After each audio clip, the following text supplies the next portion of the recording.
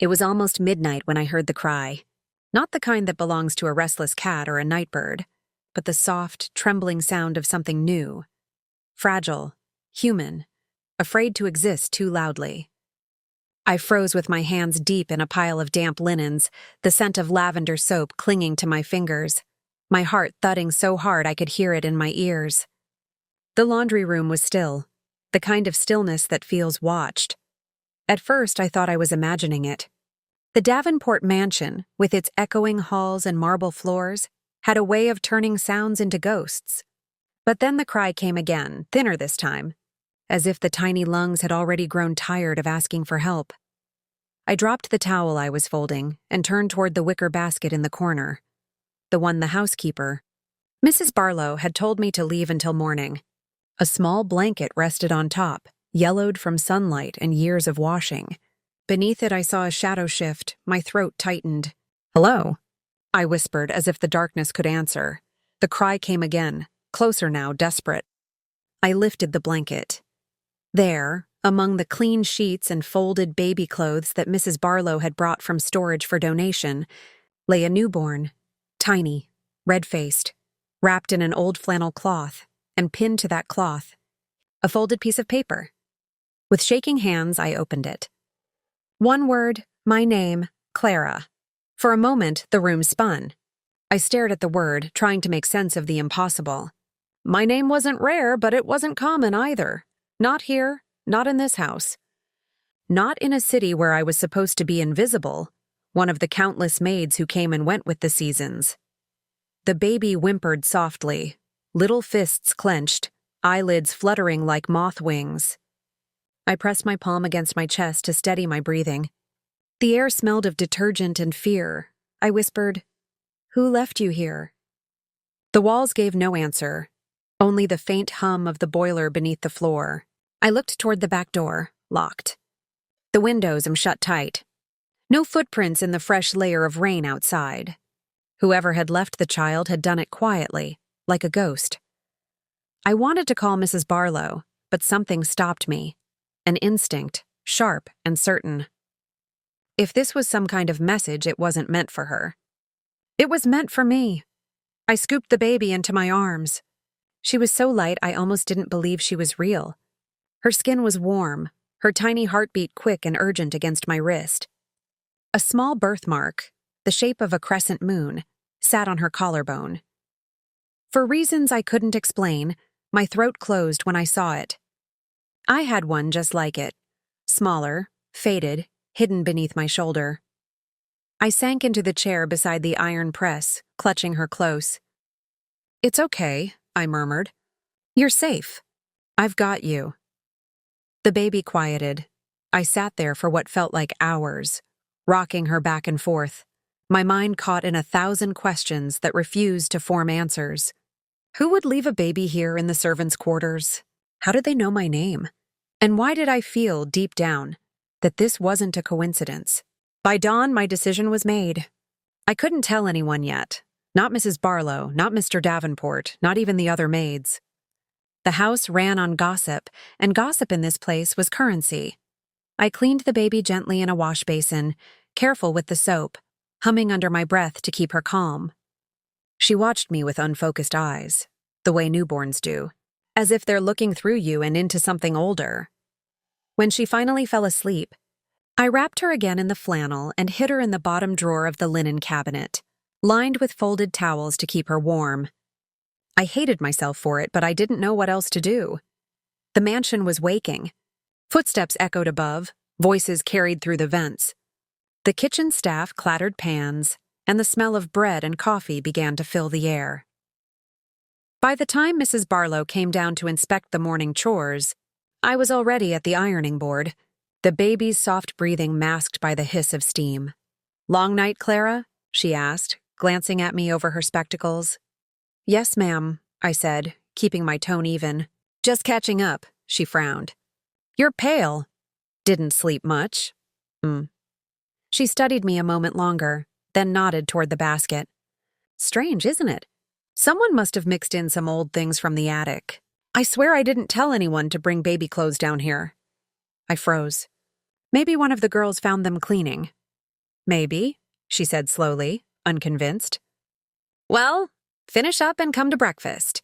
When she left, I exhaled shakily. My hands were trembling again. All day, I worked with a strange awareness, as if the house itself was watching me. Every door creak, every footstep sounded like discovery. I moved through the rooms with practiced calm, greeting guests, polishing silver, folding napkins. But inside I was replaying the night over and over. When evening came, I slipped back into the laundry room. The baby was awake, blinking at the soft glow of the single bulb. She didn't cry this time. She just looked at me, silent and knowing, like she already understood that we shared a secret. I sat beside her and unfolded the note again. The handwriting was unfamiliar, looping, elegant, with ink that had bled slightly from the damp beneath my name. I noticed something I hadn't before, tiny initials. Barely legible in the corner, E.M. The only E in this house was Eleanor Davenport, the lady of the estate. I had seen her handwriting once before, on the envelope that carried my employment contract. My stomach twisted. Why would she know my name? Why would she? The sound of a door opening down the hall cut through my thoughts. I froze, clutching the note. Footsteps. Slow, deliberate. Coming closer, the baby whimpered as if sensing my fear. I covered her mouth gently with my hand, praying she'd stay quiet. The footsteps stopped outside the laundry door. A pause. Then a soft knock. Clara? Her voice. Mrs. Davenport's voice. Smooth, composed, the kind that didn't belong in hallways like this. Are you in there? I swallowed hard, heart pounding. Yes, ma'am. Just finishing the linens. A brief silence. Then, in a tone almost too calm, Good. When you're done, come see me in the drawing room. There's something we need to discuss. Her heels clicked away. I looked down at the baby, my pulse racing, the note crumpled in my fist. She stared up at me, her tiny face soft and unknowing, her small hand gripping my sleeve as if afraid I might disappear. I whispered, "Who are you?" But deep inside, I already feared I knew the answer. I wiped my hands on my apron to chase the tremor away, but the tremor was not in my hands. It lived in my ribs, in the small space behind my lungs where fear curls itself like a cat that has learned not to purr. I tucked the note, crumpled, warm from my palm, into the hem seam I'd unpicked months ago for exactly this kind of secret, then smoothed the linen cabinet drawer where the baby slept. Her breath was a moth's wing. "I'll be back," I whispered, not sure to whom I was making the promise. The mansion's corridor felt longer than it had in daylight, the floorboards memorizing my footsteps and reporting them to anyone who'd ever listened at doors. On my way to the drawing room, I passed the glass case of silver trophies Mr. Davenport's grandfather had polished into immortality. All those cups reflected a girl-shaped smear moving past, and didn't think to ask what she was carrying that didn't fit in her hands. Mrs. Davenport had chosen the brightest room in the house, south-facing, pale carpet, afternoon light nailed to the walls with gilt frames. She stood by the fireplace in a satin house dress the color of milk, her hair pinned into a calm that the rest of her did not share. Her eyes were good at quiet. They could make a question sound like a reassurance. "Clara," she said, and my name in her mouth sounded like a sheet being folded without a wrinkle. "Thank you for coming." I stopped at the edge of the rug. Servants learn edges the way sailors learn shoals. "You asked for me, ma'am?" I did. She gestured to a chair but didn't sit, so I didn't either. "Tell me, how are you finding the work?" The question fell like a dropped spoon. I picked it up, careful. "It's honest, ma'am. And the nights?" She let the word hover near the ceiling, as if the house itself might answer for me. "Not too long?" "Some are longer than others." A smile touched the corner of her mouth and failed to grow. "I used to come downstairs at night when the house had finished pretending. It's when you really hear it." She drifted toward the window and touched the lace gently. "Have you heard anything, Clara?" The baby's cry threaded through my ears from memory, tugging the truth by its hem. "Only the boiler, ma'am. And the rain." She watched a sparrow shiver along the balustrade outside, then turned back to me with something like mercy and something like glass. "I must tell you a story," she said, as if any story of hers might be a law I had to learn. "When I was younger, before the marriage, I did charity work at St. Agnes' home, twice a week. Children and laundry, there is always too much of, both in places where the world forgets to be kind." There was a ringing in my head that wasn't from the clock. St. Agnes had a gate that squeaked like a scolded hinge, a courtyard with a walnut tree that dropped shells like small eggs, a hallway that smelled of starch and hope. "Yes, ma'am," I said, because I had learned there that agreement is sometimes the only blanket you're offered.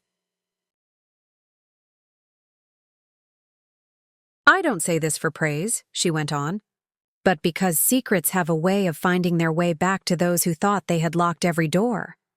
She paused, a thin breath catching in her throat, and for the smallest moment I thought I could see the girl she had been before wealth learned her name. "Did you ever live there, Clara?" The room narrowed until it had only our two names in it. The walnut tree, the soap, the wet stone. I kept my hand still. "Briefly." Her gaze moved. My face, my collarbone, the throat where words choose to get stuck. "Briefly," she repeated, and the word lay down between us like a folded sheet no one would claim. "I thought so." She crossed to a small escritoire and slid open a narrow drawer that made no sound. From inside, she drew a square of paper and set it on the table between us.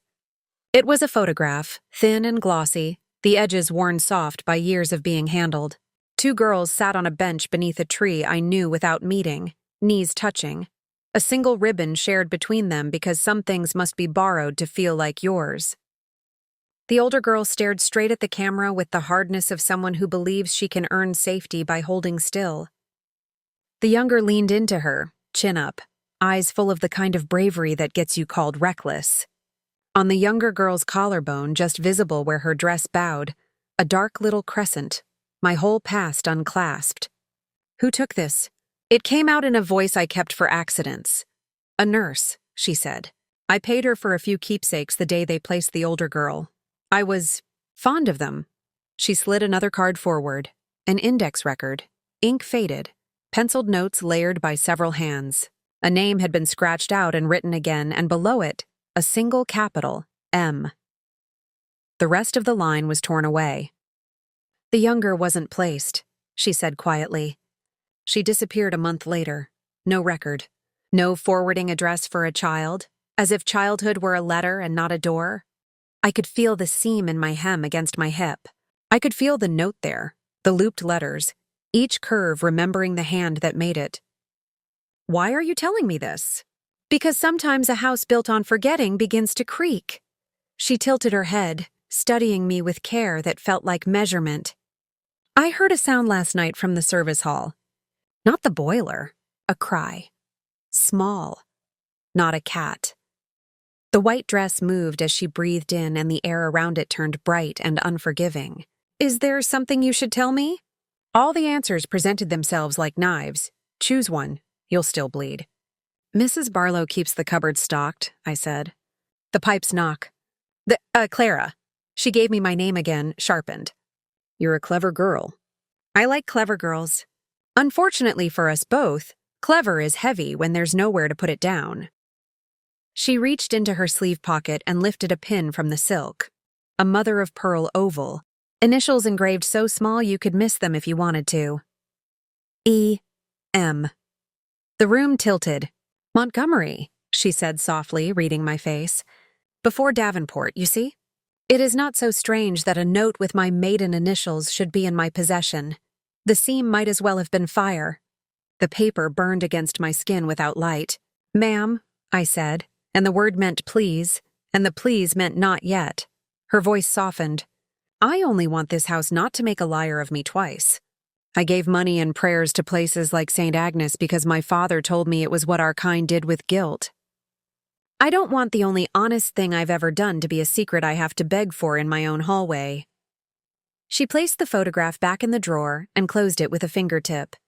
The way you close a door on someone who won't stop watching. "If you should discover anything that requires me, bring it to me.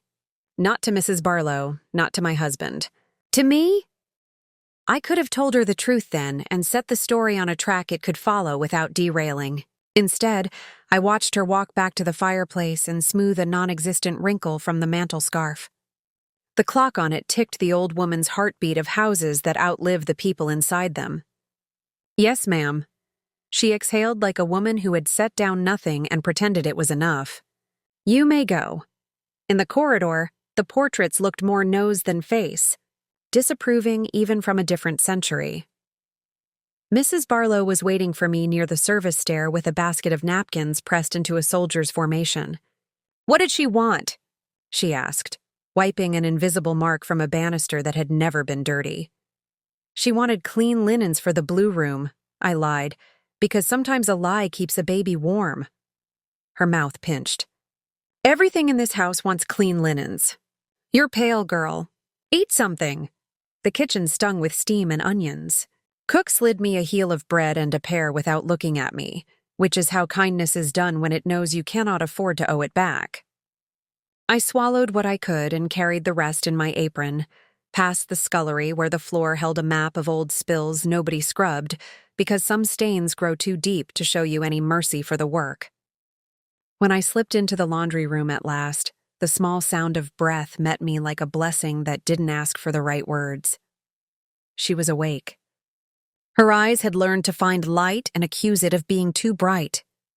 I lifted her from her nest of towels and pressed my cheek to the damp cotton smell of her. The crescent on her collarbone, my crescent, darkened in the cooler air. "They're looking for you," I whispered, and felt the sentence reach backward and forward at once, looking for whom it belonged to. I set her on the table and unwound the flannel's careful folds.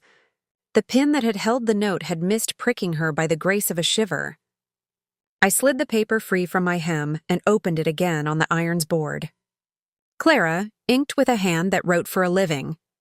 Beneath it, so faint I had mistaken it for a soak stain until I tilted the page into the window's light, a second line surfaced, ghost slim.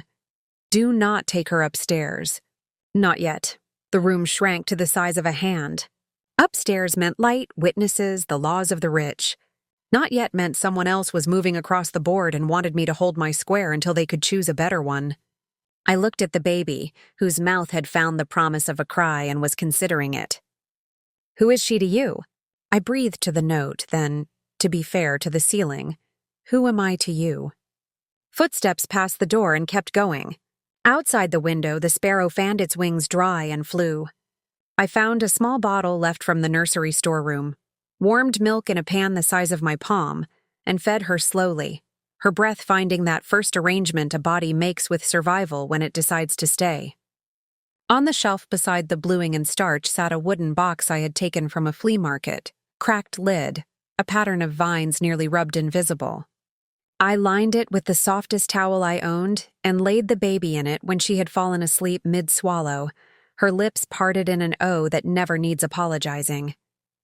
I placed the box beneath the table near the radiator, where the heat became a small, polite thing that didn't show off. Before I closed the cupboard, I slipped the note back into my seam. And then, because superstition is the only religion that doesn't mind being shared, I pressed 2 fingers to the crescent above her heart and then to my own. "Stay," I said to both. The afternoon tried to keep its balance. I made beds that strangers would spoil, and folded towels whose only fate was to be unfolded with less attention than they'd been given now. Someone had moved Mrs. Davenport's photograph. It lay face down on the escritoire when I brought her tea, the back plain as a lie. "Leave it," she said, not turning, and her voice had the chill of a letter that arrives the day after the funeral. "Thank you, Clara." By dusk, the house had settled into its nightly arrangement of noises and silences. I returned to the laundry for the hour that I had begun to keep like a diary, one I touched but didn't write in. The baby woke as if summoned. I sang the first song that came, an orphanage lullaby without a mother's name in it, just the rhythm of a broom on a stone floor, the whisper of women tucking children into beds that had been tucked by other women yesterday and would be tucked by other women tomorrow. She quieted, as if memory were something you could inherit from a stranger the way you inherit a brooch in a will not written for you. I didn't hear the person enter. I felt the air change. A carefulness, a breath held in another body. I turned. At the threshold stood Mr. Davenport, his jacket open, his tie unknotted, the kind of undone that says a man has tried to take his day off the way one takes off a ring and found it stuck. His eyes adjusted from wealth's brightness to the laundry's honest half-dark. He took in the table, the press, my face. "I thought Mrs. Barlow was down here," he said. And then, "Because a courtesy is a ladder you climb when you don't want anyone to see you're clinging." "Good evening, Clara." "Good evening, sir." My body narrowed itself into posture. The wooden box at my foot grew as loud as a bell in my mind. He gave the room a glance that tried to be casual and landed on every hiding place. "My wife has a headache," he said. "If you happen to see her, encourage her to rest." The corner of his mouth tugged in an almost smile that didn't learn how to live. He turned to leave and stopped as the smallest sound, nothing more than a sleep-caught breath, escaped the cupboard. "Did you hear that?" he asked softly. "The radiator," I said. And the lie laid its cheek to the floorboards and pretended to be harmless. He listened another second, shook his head as if he'd misplaced something that didn't belong to him, and left. I counted to 40 with my bones before I let air back into my chest. The baby twitched in the box and sighed, a small surrender that taught the room how to forgive me for almost failing her. Later, when the house went to bed and the late shift rattled its keys across the back hall, I unfolded the note again in the glow of the iron's pilot. "Do not take her upstairs. Not yet. If not yet, then when? If not upstairs, then where?" The answer arrived the way a name does in a dream, already whole: the carriage house. No one goes there after 9. The horses left with the last century, and the tools left with the last groundskeeper who didn't drink. There was a loft that held trunks full of old summer, fans, linen parasols, a pram with mildew on its chiffon. No one would look for a heartbeat there unless they knew to look for mine. I wrapped the baby in the flannel and my shawl and carried the box as if it weren't wood but silence. The back door clicked like a tongue. Night put its fingers in my hair and tugged. The gravel path was the kind of loud that makes you want to tell it to hush, and I did, half panting, half praying. The carriage house door opened with more manners than the main house ever managed. It didn't even creak. A mercy books never thank. I climbed the narrow stair with my hip and shoulder, setting the box on the landing when I needed to catch myself. Upstairs, dust had laid the law down over every surface, and I broke it with the shoe of my breath. I found a corner where the roof dipped and set the box there, near a window that had forgotten how to close all the way. The night knew us now. I didn't know how long I sat in the dim, counting the baby's ribs through the flannel, whispering a story that had no ending because I hadn't earned one.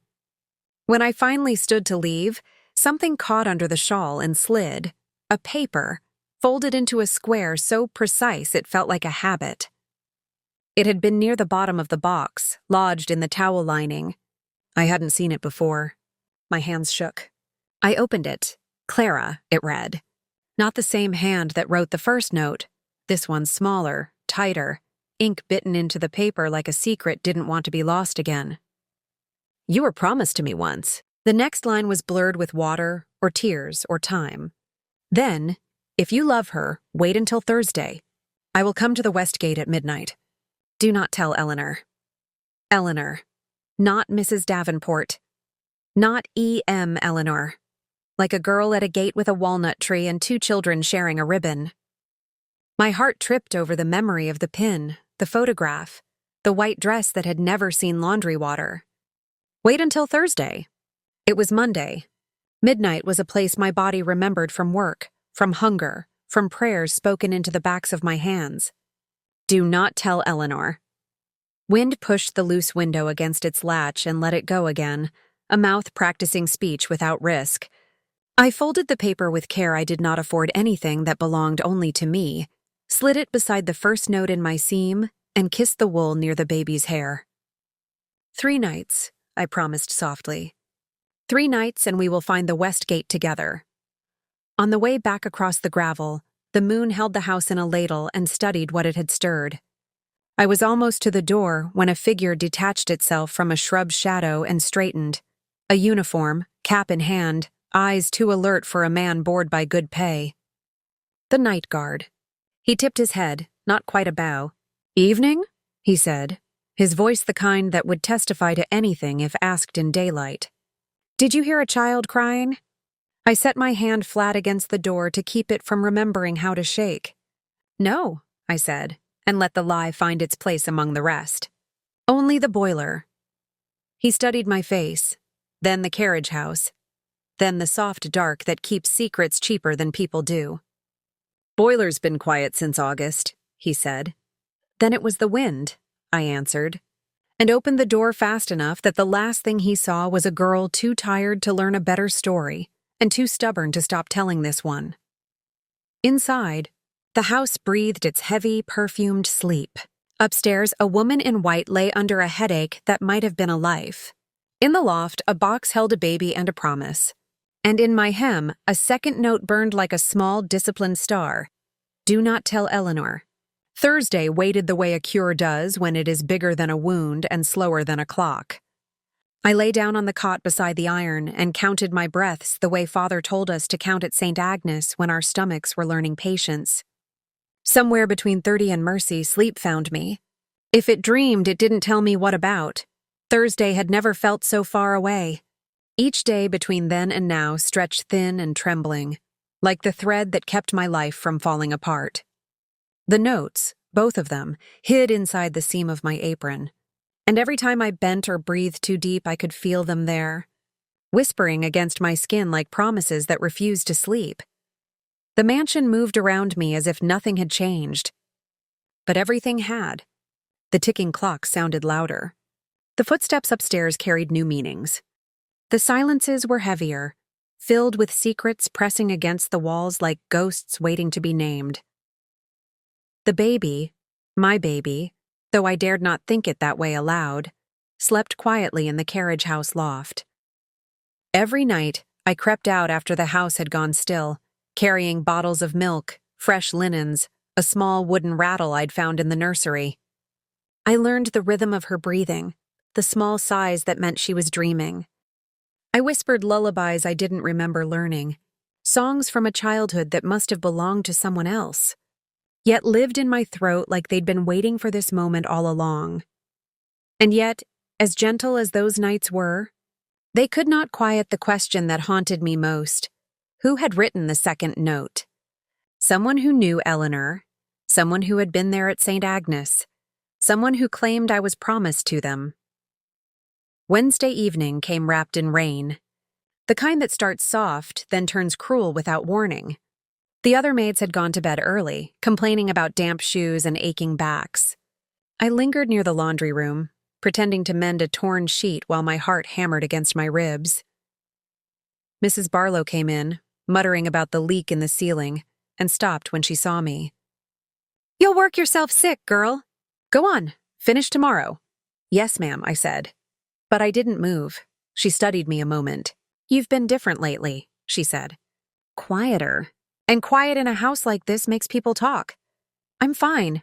She frowned, the lines in her face deepening. "You look like someone who's waiting for something." Her words cut through me. I managed a smile that wasn't real. "Just payday, ma'am." She didn't believe me, but she let it pass. She left, and her footsteps faded into the distance. That night, I couldn't bring myself to sleep. The storm outside howled like it had a soul.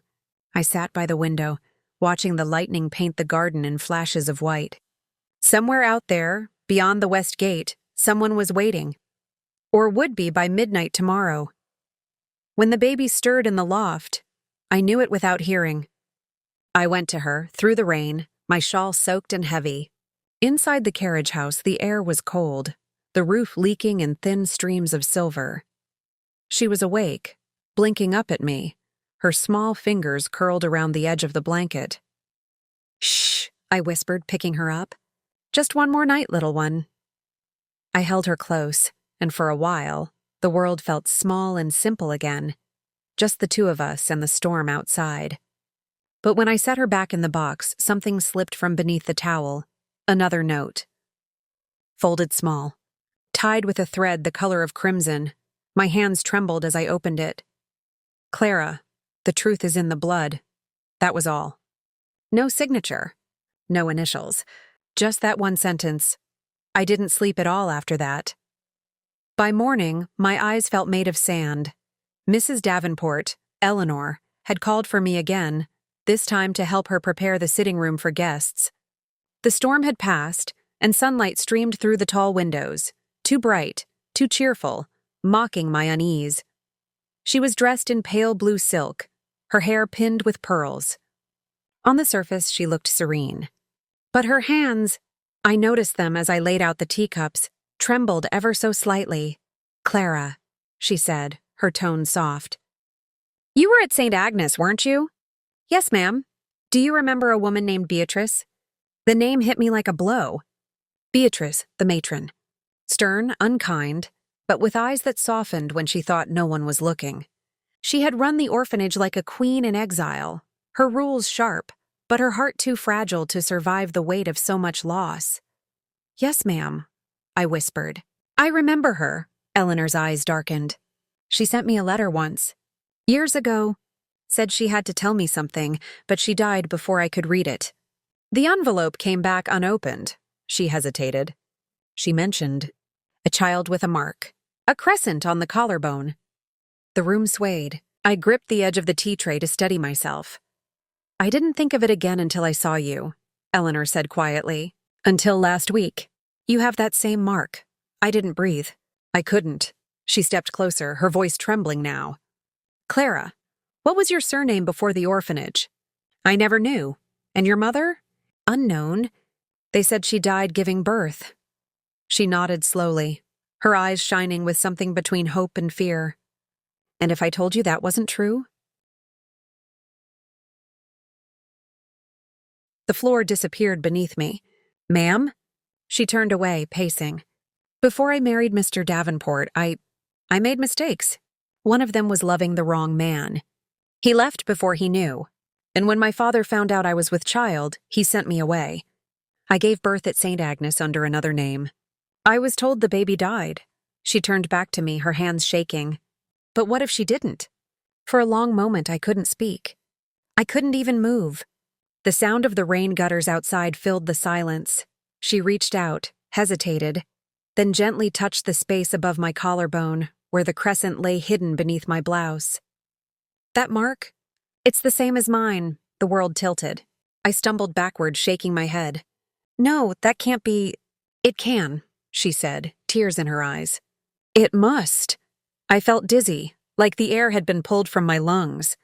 "Then the baby in the laundry." Her eyes widened. "What baby?" I froze. My heart stopped. She took a step closer. "Clara, what baby?" I said nothing. My silence said everything. Eleanor's face drained of color. "Show me." We went together, me half sick with dread, she half crazed with urgency, through the back halls, past the kitchens, into the rain-soaked yard. The wind tore at her shawl, but she didn't stop. When we reached the carriage house, she pushed the door open before I could speak. The box sat where I'd left it, the blanket still warm. The baby blinked up at us, calm, unafraid. Eleanor gasped, then fell to her knees beside the box. She reached out with trembling fingers, tracing the child's cheek, her breath catching in small sobs. "She has my eyes," she whispered. "Dear God, she has my eyes." I stood there, unable to move, the 2 notes burning in my apron like coals. The truth was unraveling faster than I could hold it together. Eleanor turned to me, tears streaming down her face. "Who brought her here? Who left her?"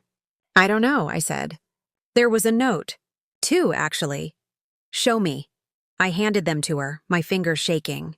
She read both, the first with her name, the second with the warning, and her expression shifted from wonder to terror.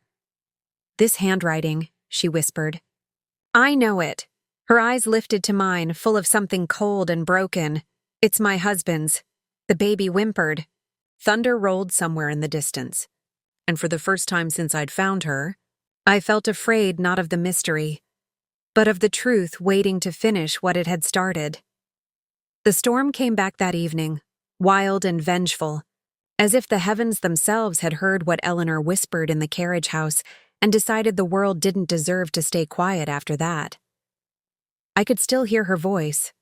"It's my husband's handwriting," echoing through the wooden rafters long after we'd returned to the mansion. She'd been pale, trembling, half mad with realization. I'd followed her in silence, afraid to speak, afraid that even one more word might tip her completely into something she wouldn't come back from. By the time we reached the great hall, the house was almost asleep. The lights burned low, the corridors long and hollow. Mr. Davenport's study door glowed faintly from under the crack, a thin golden slit against the dark, like the eye of a beast that never slept.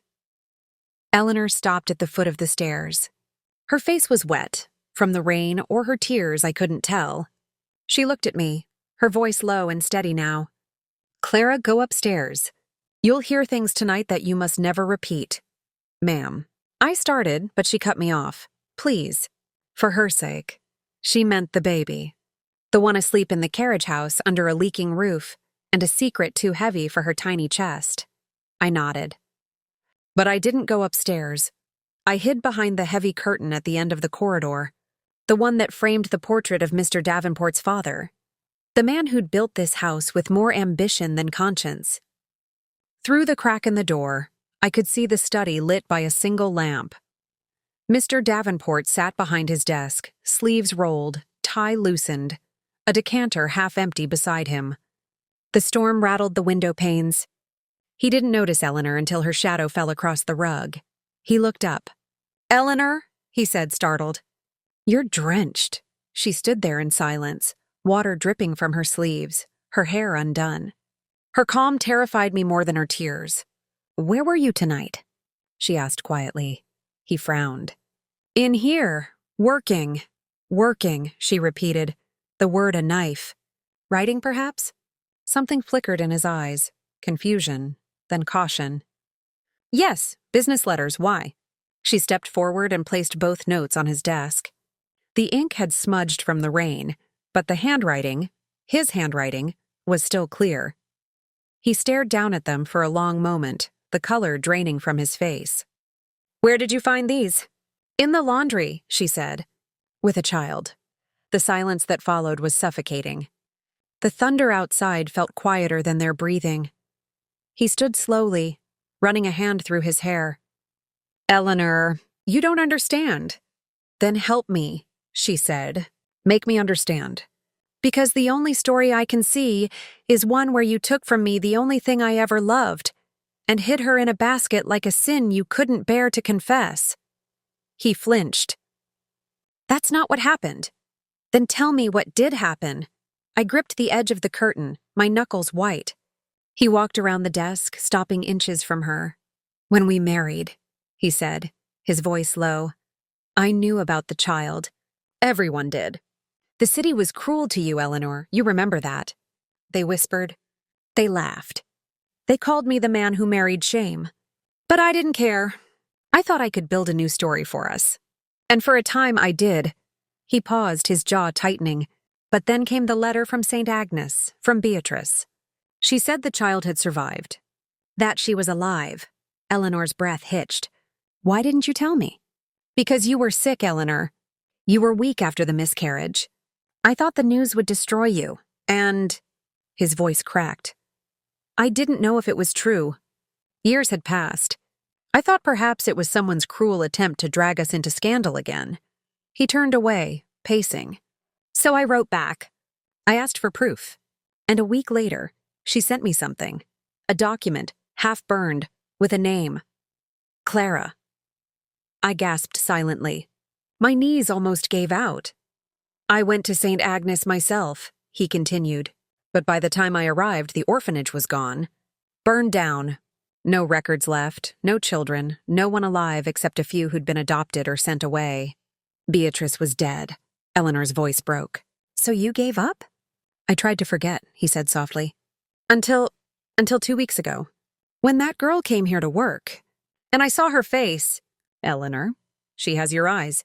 She took a step back, shaking her head. "And you never told me." I wanted to be sure. "So you hid it again," she whispered. "You hid her again." "No," he said desperately. "You don't understand. I wanted to tell you, but then she found the child first. I came home late that night and saw her carrying something in the dark. I followed her to the laundry. I saw the note pinned to the blanket. He looked down, his voice trembling. I left the message for her to wait. I didn't want to frighten you until I knew the truth. Eleanor stared at him, speechless. You should have trusted me, she said finally. You should have let me hold her. Her voice cracked. And for the first time since I'd known her, she looked small. He reached for her hand. But she stepped back. You stole my grief, she whispered. Do you know what that means? You let me mourn a living child, Eleanor. Don't. She turned away, shoulders trembling.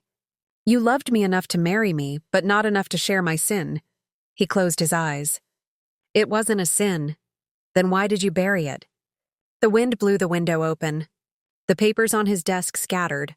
The lamplight flickered, and in the flash of lightning, I saw Eleanor's face, pale, resolute, tears cutting lines through her powder. She said, I want her upstairs tomorrow. No more secrets. No more servants hiding what belongs to me. He didn't argue. He simply nodded, hollowed out by regret. But as she turned to leave, I saw his eyes, the way they followed her, not with love, but with fear. And I understood something I hadn't before. He wasn't afraid of losing Eleanor. He was afraid of what she'd remember if she ever stopped grieving. That night, the house didn't sleep. I sat by the laundry room window, the storm raging outside, and thought about everything I'd heard. If Eleanor was my mother, if her husband was the man who'd kept that secret buried, then the baby must be… I couldn't finish the thought. It felt too big, too wrong, too dangerous to believe. But when I closed my eyes, I saw her face. The little crescent on her collarbone. The way her hand fit perfectly against my palm, blood or not, she was mine. I didn't hear the door open until it was too late. Mr. Davenport stood there in the dark, his shirt damp from rain, his eyes red from drink or guilt. You were listening, he said quietly. I froze. I don't blame you, he went on. You deserve to know. But you also need to understand, Eleanor can't handle the truth. Not all of it, he stepped closer. You mustn't tell her what Beatrice told me. My throat was dry. What do you mean? He hesitated, then said, barely above a whisper, Eleanor wasn't the only one who visited St. Agnes. The world stopped. She had a sister, he said. A twin, and one of them gave birth. But no one ever knew which. I stared at him, unable to breathe. He looked at me, his eyes heavy with sorrow. Be careful, Clara. The truth isn't always kind. And sometimes it doesn't belong to the person who finds it first. He turned and left, the door closing behind him like a final sentence.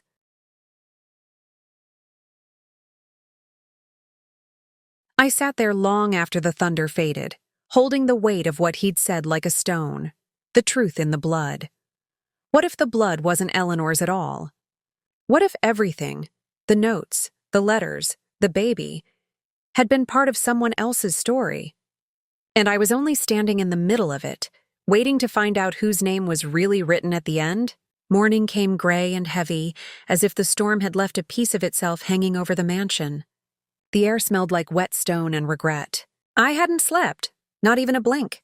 My mind kept turning Mr. Davenport's words over and over, the way a child turns a sharp rock in her hand, trying to find the side that doesn't hurt. Eleanor wasn't the only one who visited St. Agnes. One of them gave birth, but no one ever knew which. I'd thought I'd reached the heart of the story, that the pain had a clear name, a beginning and an end. But now there were two women where there had been one, two possible mothers, two lives tangled so tightly they could no longer be told apart. And at the center of it all, a baby sleeping in a carriage house, and me, the maid who didn't know where she began or where she'd been borrowed from. By mid-morning, Mrs. Barlow found me staring at the laundry press, my hands still, my eyes unfocused. Clara, are you ill? She asked. I almost said yes. Because I was sick with knowing too much, sick with fear of what more there was to know. But I shook my head. Just tired, ma'am? She nodded toward the window. The mistress has been looking for you. She says to bring the child to the blue room. My heart dropped. Eleanor was calling for the baby. I walked to the carriage house in silence, the sound of my boots crunching on wet gravel the only thing reminding me I still existed. Inside, the little one stirred as I opened the door. She blinked up at me, eyes bright as dew, and smiled that half-smile she had, the one that made everything else disappear for a moment. "I don't know what you are to me," I whispered, wrapping her carefully in the flannel. "But I know I love you, and that's enough, isn't it?" The wind sighed through the cracks in the roof. Maybe it agreed. I carried her back through the garden, holding her close beneath my shawl to keep her warm. The house loomed ahead, massive, watchful, full of ghosts that hadn't decided which story to haunt yet. Eleanor was waiting in the blue room, dressed in a white gown again, her hair loose over her shoulders. Sunlight spilled through the tall windows, painting her face in gold and shadow. When she saw the baby, her hands flew to her mouth. She rose slowly, as if afraid that one wrong move might wake the dream she'd been chasing for decades. "May I?" she asked. I nodded. She took the child in her arms, her movements reverent, her breath trembling. The baby reached up and caught a strand of her hair, gurgling softly. Tears ran down Eleanor's face, but she smiled. Not the polite smile she used for guests, but something raw and wordless. "You're real," she whispered. "You're real." I stood by the door, not knowing whether I should leave or watch, whether I belonged to this moment or was trespassing in it. Then the door opened. Mr. Davenport entered. He looked older than he had the night before. The skin beneath his eyes was pale. The corners of his mouth set in the kind of sorrow that comes from finally telling the truth and realizing it didn't save anyone. He looked at Eleanor, then at me, then at the baby. "You brought her up," he said softly. Eleanor didn't look away from the child. "She belongs here." He nodded, but there was something in his face, a hesitation, a secret still gnawing at the edges. "Eleanor," he said, stepping closer. "There's more you need to know," she stiffened. "No, no more. Not today," but he went on. "I found a letter this morning. It was hidden behind the panel in my study. Old, water-damaged. It's from Beatrice. She wrote it before the fire." He held out the letter with trembling fingers. Eleanor hesitated, then took it. The paper was fragile, browned with age. The ink had run in places, but enough words remained to tear the air in two. "To the Davenport family, by the time you read this, I will be gone. The truth cannot die with me. There were two sisters at St. Agnes that winter, Eleanor and Miriam Montgomery. One came to give birth, the other to protect her. I never knew which was which, for they shared not only a face, but a lie born of love. One signed the register, the other held the child. Both left crying. The baby bore the crescent mark of her mother's family, the same mark I saw again years later, when another girl was left at our door with a note that read only, Clara. I kept them both as long as I could, but the elder vanished one night, and the younger was taken by strangers who promised her a future. I pray this reaches whoever needs forgiveness most." The room went silent. Eleanor sat down slowly, the letter trembling in her hands. Mr. Davenport looked at her as if waiting for the world to end. When she finally spoke, her voice was so soft I almost missed it. "I had a sister, Miriam. She died when we were children," he said quickly, as though trying to contain the damage. Eleanor shook her head. No, she didn't." She stood, her eyes wide, searching my face. "Clara." I couldn't move. "If this is true," she whispered, "then you're not just mine. You're hers. You're both of us." My knees buckled. I caught the edge of the table, my breath coming in gasps. "I don't understand." "You don't have to," she said, stepping closer, tears streaming freely now. "You're the child we both tried to save." The baby stirred in her arms, letting out a soft cry, the same fragile sound that had begun all of this. Eleanor looked down, her expression melting into something fierce and tender. "She has the mark," she murmured. "Just like you. Like us." Mr. Davenport's voice cracked. "So she's—" Eleanor nodded. Ours in every way that matters. He bowed his head, covering his face with his hands. God forgive me, the rest of the day passed in fragments. The doctor came to examine the baby. Mrs. Barlow wept in the hallway without knowing why. The rain stopped. Sunlight broke through the clouds, glinting on the puddles like pieces of glass. I walked out into the garden, away from the noise, carrying the box that had once been her cradle. The note, the first one with my name, still lay inside. I placed it beneath the old oak tree, where the roots curled like fingers. It felt right, somehow, to let the story rest there. When I turned back, Eleanor was watching from the terrace, the baby cradled against her shoulder. She raised her hand in silent invitation, and for the first time, I didn't hesitate. That night, the house was quiet. Not empty, but peaceful. The kind of quiet that follows truth finally spoken. Eleanor sat by the fireplace with the baby asleep in her arms.